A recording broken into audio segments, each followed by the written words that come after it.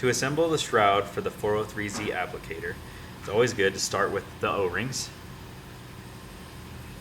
Taking the shroud adapter and putting the O-ring at the top lip there, and then taking the premixer, putting it in the center. Next, with the nozzle adapter, take the O-ring past the first lip down to the second one.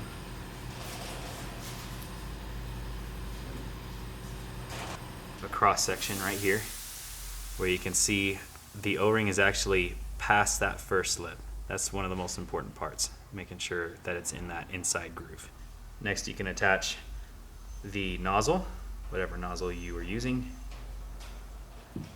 Take the mixer and first put the bell housing over the adapter to ensure that it's not going to crush as you tighten the two adapters together.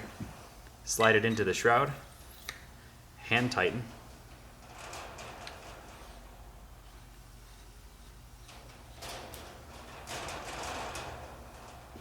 and hand tighten the other end.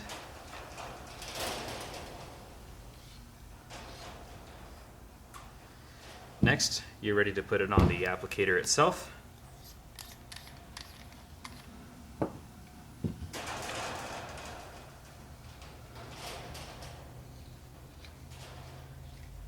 Always remember, the entire shroud assembly is meant to be tightened by hand, and you're ready to go.